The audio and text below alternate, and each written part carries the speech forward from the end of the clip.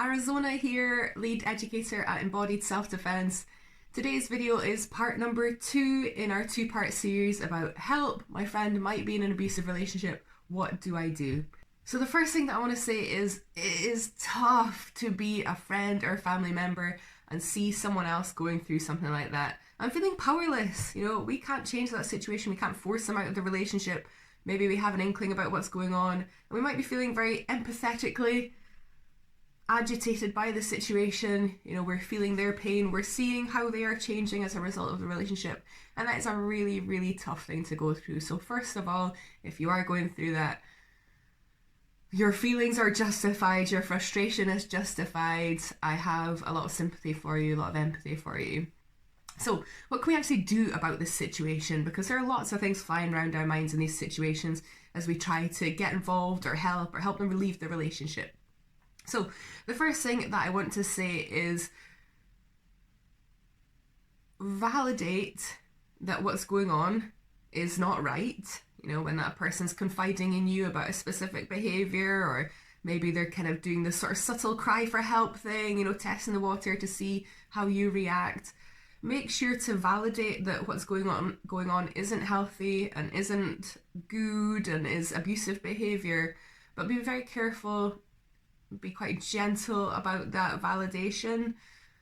One of the risks that we face when we start to say, this is a bad relationship, we alienate their partner, is that we might lose our connection with the person because they feel like we're too much of an enemy to the relationship. And that's not going to be good, because at some point that person is hopefully going to want to exit, and they're going to need a support network around them to do that. And even just to survive the relationship, having a support network around you is going to be a big component of that. So ideally, if we can still continue to be their friend or family member and have some kind of relationship with them, even if we have to minimize that for our own emotional well-being and safety, it would be good to have that gentle reassurance there, what's going on isn't right. Definitely, that's not what a normal relationship looks like. That shouldn't be happening. But ultimately, we can't force them to leave. It's got to be their decision. And we might not fully understand the complexities of what's going on behind the scenes. So yes, absolutely validate the relationship is bad, it's not good, it's abusive, but let's be careful. And I'm not exclusively saying we can't do it, but let's tread very carefully when we're placing ultimatums such as you must leave, or we can't be friends anymore, or whatever it is, okay?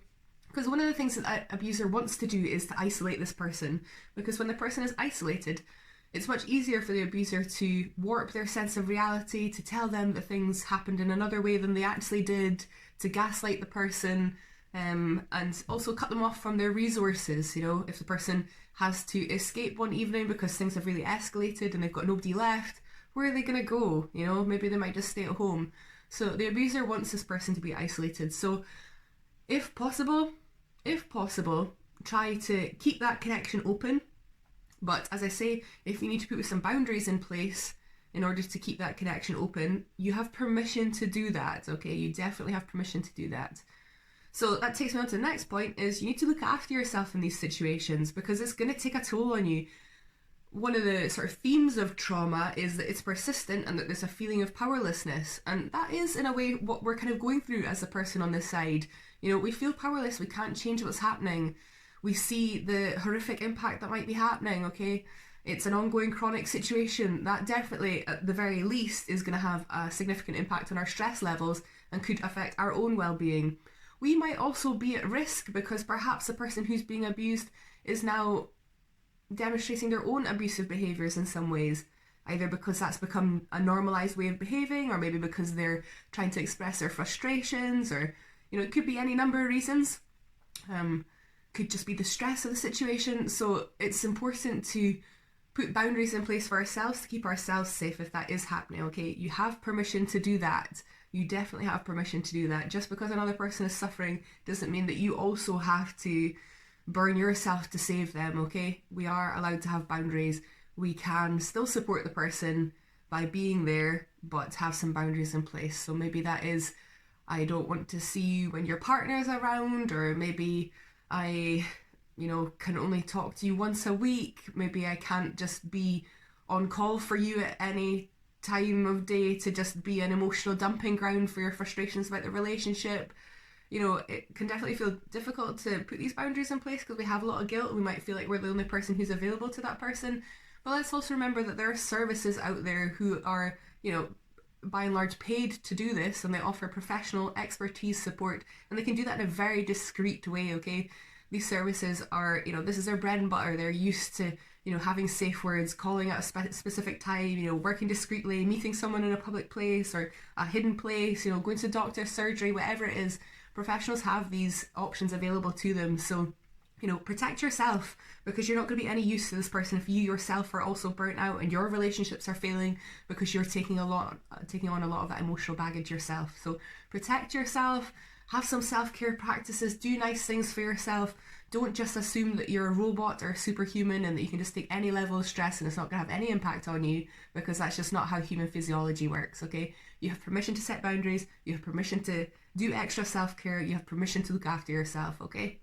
Something else that can be quite useful to do as well is you might want to offer to this person that they can keep special items or like a bug out bag or something at your house. It might be the case that this person needs to leave their home, their usual home, in a hurry, either permanently or just to escape an escalation. So if you can maybe keep some, toiletries or maybe a change of clothes or something, even a whole bug out bag, or maybe their ID documents, bank cards, whatever it is. If that's something that person needs, that could be a really helpful resource for that person. And if you're a neighbour as well, you could perhaps phone the police if you hear something escalating. You might want to talk to the person that you believe is the victim and offer that kind of cocooning safety net around them. You can hear things through the walls, so if things are escalating, you can phone the police. Just even, a lot of time these perpetrators want to perpetrate behind closed doors, so when that abuse is exposed, they're less likely sometimes to be so obvious about it. So sometimes just the presence of a neighbour can be a helpful factor. One thing that I want to kind of debunk is sometimes we think that, this person isn't doing anything about the relationship. It's just going downhill. I can see where this is going. This person might end up dead, so I'm just going to report the abuser. And the problem with this is that, number one, reporting abuse doesn't always result in a conviction, and even when a person does get a conviction, it doesn't necessarily stop the abusive behaviours. So let's not be unrealistic and think that criminal justice action is a magic cure-all, because it's not. Second of all, that report to the police, whether it's taken seriously or not, there's a whole process of evidence gathering and stuff. If there isn't enough evidence, it's not going to go anywhere. And you could massively increase the risk for the victim in that situation by making a report without their knowing, okay? Because then the perpetrator is going to say, oh, who have you been telling about this? Blah, blah, blah, blah. And that could massively put the person's life at danger, perhaps. So definitely don't make a report without the person's knowledge. Speak to them about it. You could perhaps encourage them to make a report, but from experience, many people who are going through that situation are often quite reluctant to report straight off the bat. But sometimes, kind of as an alternative to reporting, again, I'll underline the option of seeking professional help. Even as a person who is a friend, a family member, a neighbour, you can call up these organisations and sometimes get like a one-off appointment just for a bit of advice about what is the best thing to do with that specific situation. So that's something that's open to you, and make sure to remind that person who's in the relationship as well that they can access that too, and remind them, these are discreet services. These people are experts at what they do. They have all the resources, they have all the connections, they have all the signposting, they have all the experience to help a person survive that relationship. Sometimes we acknowledge that we're about empowering the person to make a decision about their own life, so we aren't even going to force you to leave the relationship if that's not what you ultimately want. We acknowledge that sometimes it might not be the safest thing for the person to leave the relationship, because perhaps there's a child in the relationship, in the family, and if one parent leaves and there's a risk that the perpetrating parent is going to have full-time custody of that child, that's not a safe situation for that child. So sometimes in some situations it might be safer for the person to remain in the relationship, which is why, again, these domestic abuse services exist, so that we can help a person safety plan so that they can be as safe as possible inside that relationship. And then maybe if they do ever feel in the position that they do want to leave, we have all the expertise, we have the connections to services, you know, we have the experience to make sure that's done as successfully as possible. So yeah, so those are some. One last one I actually have on my list. The last one I want to say as well is, you know, sometimes it can be helpful just from the kind of, you know, your own self-management aspect.